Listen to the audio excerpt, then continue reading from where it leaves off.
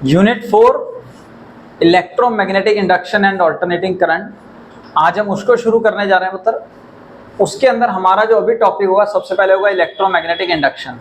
Electromagnetic induction phenomena को समझने से पहले एक हिस्ट्री समझिए। एक कंसेप्ट है कि जैसा आपने पिछले चैप्टर्स में देखा कि कोई भी मूविंग चार्ज या करंट जब किसी कंडक्टर के थ्रू पास होता है तो वो प्रोड्यूस करता है magnetic field. So as I already told, as the moving charge and current through a conductor produces magnetic field, तो क्वेश्चन यहाँ पे अराइज होता है माइंड में कि does the reverse is possible, यानी कि क्या करंट की वजह से जो मैग्नेटिक फील्ड आपने प्रोड्यूस की है क्या इसका रिवर्स पॉसिबल है कि मैग्नेटिक फील्ड की वजह से भी किसी तरीके से करंट इंड्यूस हो सकता है। तो law of symmetry of nature के हिसाब से लगता है यस पॉसिबल, क्योंकि आपको पता है नेचर के हिसाब से जैसा करोगे वैसा भरोगे के रूल के हिसाब से, तो जैसा किसी ने कुछ किया है तो उसका रिवर्स भी पॉसिबल है। ठीक है, सो इन दैट केस तो माइकल फैराडे जो कि यूके में और हेनरी जो कि यूएसए के अंदर ग्रेट साइंटिस्ट रहे हैं हमारे, so they performed some experiments on this concept. उन्होंने इस कंसेप्ट पे कुछ एक्सपेरिमेंट परफॉर्म किए और उन्होंने इस पॉसिबल जो होने वाले प्रोसेस को नाम दिया और कंसेप्ट हमें समझाया EMI, इलेक्ट्रोमैग्नेटिक इंडक्शन। तो अब सबसे पहले हम इलेक्ट्रोमैग्नेटिक इंडक्शन समझते हैं। तो बाय डेफिनेशन इलेक्ट्रोमैग्नेटिक क्या है?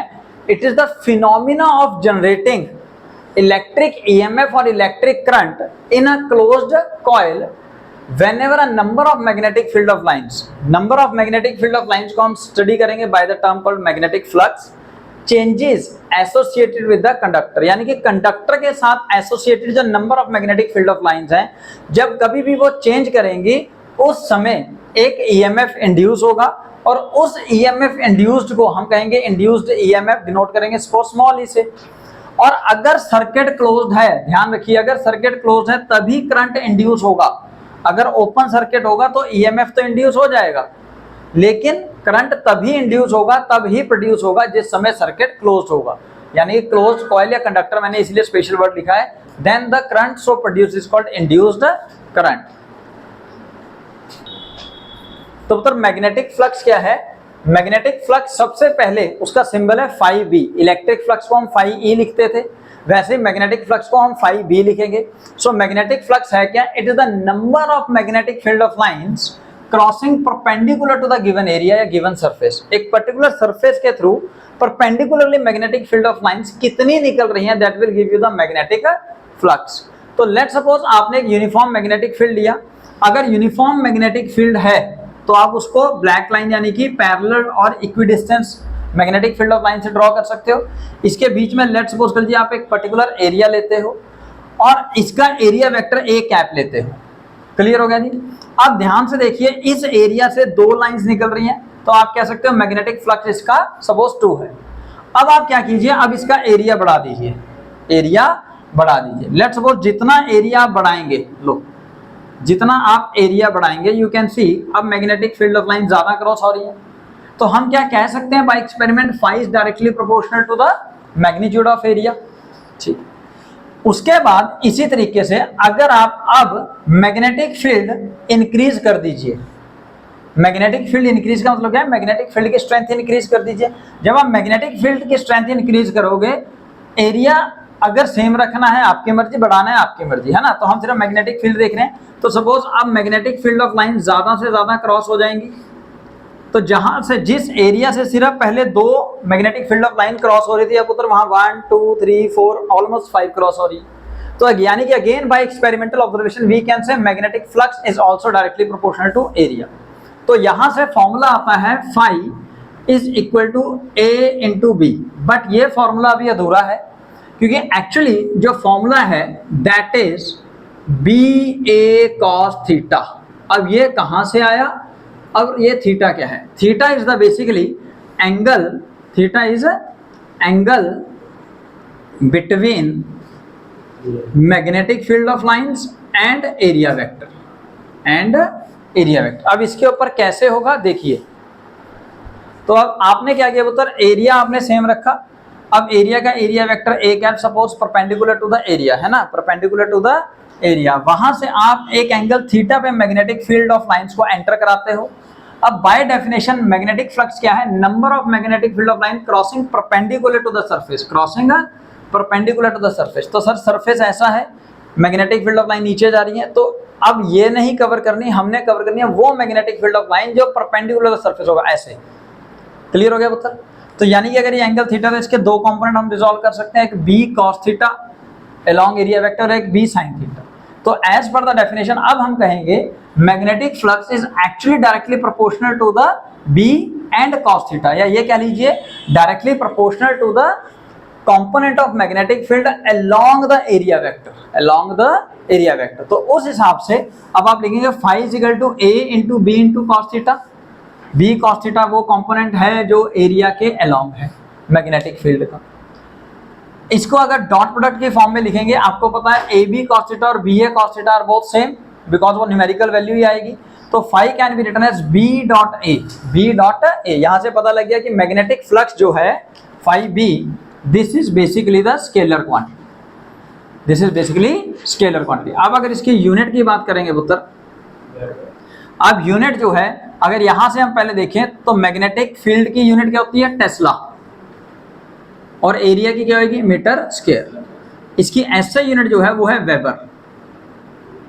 तो इस हिसाब से मैं यहां लिख रहा हूं 1 weber equal to 1 tesla into metre square. So this is the magnetic flux. तो पुत्र फैराडे ने अपने एक्सपेरिमेंट्स के थ्रू कुछ ऑब्जर्वेशंस की। उन्होंने क्या कहा? whenever the magnetic flux linked with the conductor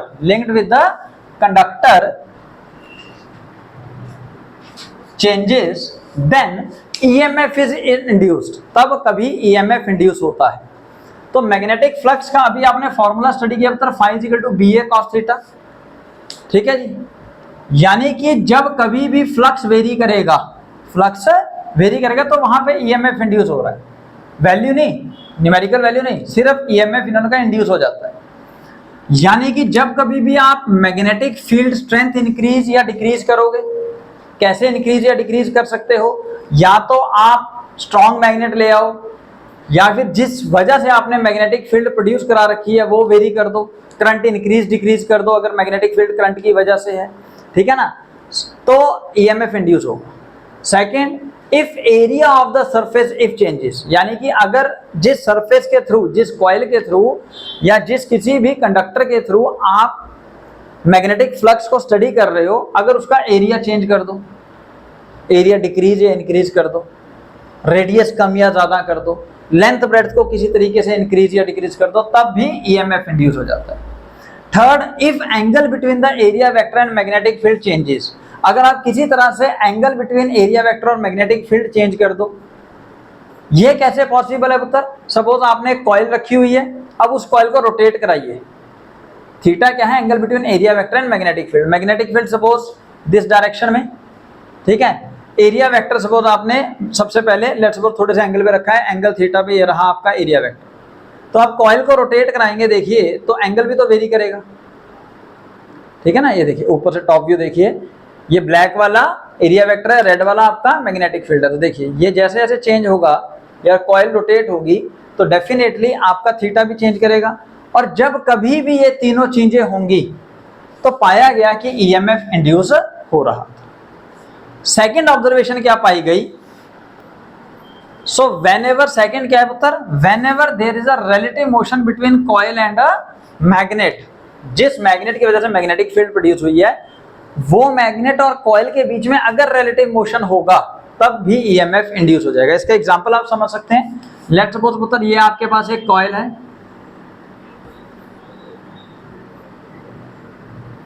ये कॉइल है और यहां गैल्वेनोमीटर लगाया आप, ठीक है जी। अब जब भी EMF या करंट क्लोज है ना, EMF या करंट इंड्यूस होगा तो गैल्वेनोमीटर डिफ्लेक्शन शो करेगा। अब इनिशियली आप क्या करते हैं? लेट्स सपोज आप एक मैग्नेट को यहां रखते हैं, ये नॉर्थ पोल, ये साउथ पोल, तो इसकी वजह से मैग्नेटिक फील्ड ऑफ लाइंस कुछ ऐसे निकलेंगी। तो इस कॉइल को भी मैं सर्कुलर ले लेता हूं थोड़ा सा और अच्छे से समझने के लिए।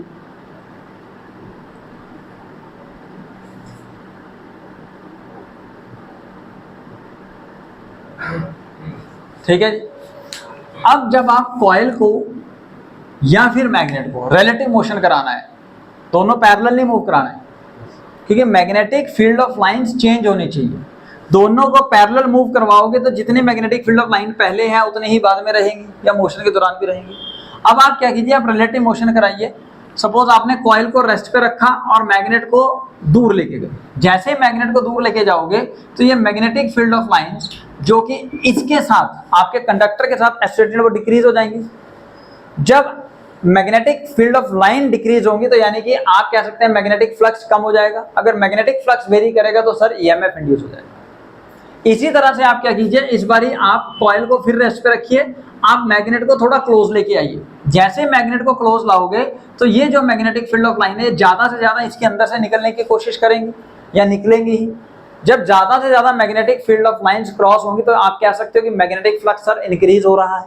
अगर मैग्नेटिक फ्लक्स इंक्रीज हो रहा है तो अगेन ईएमएफ इंड्यूस होगा, तब अगेन ईएमएफ इंड्यूस होगा। इसके बेस पे, इन ऑब्जर्वेशन के बेस पे फैराडेज ने हमें दो लॉ दिए। सबसे पहले फैराडेज फर्स्ट लॉ। तो उधर अब आप अगर स्टडी करेंगे ऑब्जर्वेशन के बेस पे फैराडे के फर्स्ट और सेकंड लॉ को, तो सबसे पहले हम फर्स्ट लॉ स्टडी कर रहे हैं।